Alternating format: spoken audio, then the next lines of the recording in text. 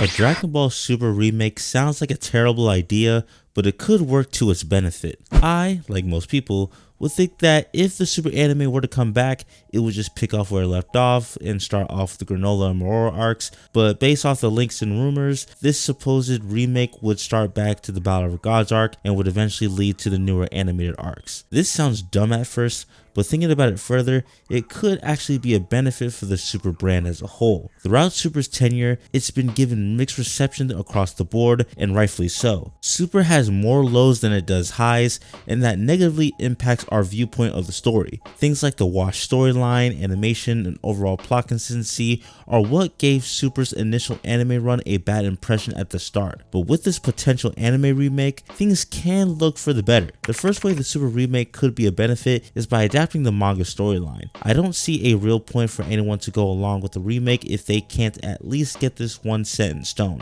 While the manga's overall plot is generally the same, it is different on many aspects that could strengthen the view of the show in anime format. Because the manga has a centralized author in charge of the overall plot, it was able to flesh out a lot of the story beats that could have added to the anime, like Beerus vs the God of Destruction in the Tournament of Power, Goku being able to partially use Hakai, Super Saiyan God being more utilized and not treated as an afterthought, Zamasu utilizing the regular Super Saiyan transformation, the non-inclusion of Super Saiyan Rage for Trunks, etc, etc. Moments like these add to the story and shows that it could have been more interesting to watch as opposed to the generic overcomplicated story beats such as the convoluted anime telling of the Goku Black and the nothingness of the majority of the Tournament of Power. If we get a tightly knit story, we can see an overall improvement for the anime version, and it gives credence to suggest people watch that version instead as opposed to the original. The only somewhat negative of this is that it wouldn't apply for the Resurrection of F arc as it has never been properly adapted in the manga, so this potential remake would have to levy its nose from either the movie or the original anime version. I hope they just do the movies since it's the least mind-numbing, but either way, it's not going to be that great to begin with. The second way the Super remake could be a benefit is by updating the animation.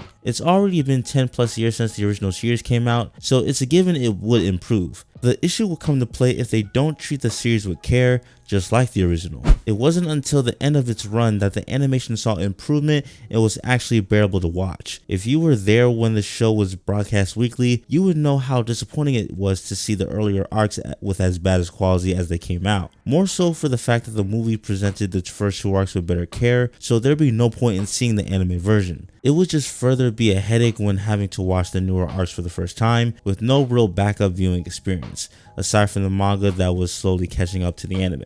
If Dragon Ball Daima is any indication where the art direction could go, then I think we'll be good for the long haul. It'll just have to be a point of consistency to keep our eyes from being tortured. And the third way the Super remake can stand above the original is by providing proper characterization for the characters. For those that read more of the manga, you can confirm whether or not this is true, but I'm pretty sure the manga versions of the characters seem more streamlined and actually favorable, at least in comparison to what we got in the anime. But in general anyways, the flanderization of these characters needs to not be in this remake. I said this time and time again that Goku in the Super anime is a completely regressed individual, especially when compared with his Z self. His idiocy was felt throughout the story and it hindered the viewing experience for a lot of people. It also doesn't help how Vegeta is low-key one-dimensional as well, with his character arc only revolving surpassing Goku. I heard this gets fixed in the manga, so if they can bring actual character in the mix, then we'll be in for a good time. Look, I was dismissive at first, but the Dragon Ball Super remake could stand out as one of the better Dragon Ball media in recent years. Redoing the anime to match the author's vision is a great way to say the least, as well it mirroring what was done with the original Z and Kai. As much as it's going to be a drag to wait for the Moro and Granola arcs, it'll all be worth it so we can have a definitive version to experience Dragon Ball Super, especially for people like myself who was very critical throughout its tenure on air. So let me pass the question off to y'all. Do you think them remaking Dragon Ball Super is a good idea?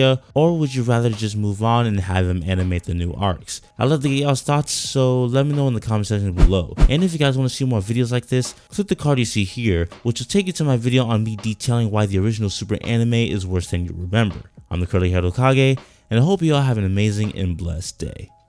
Peace.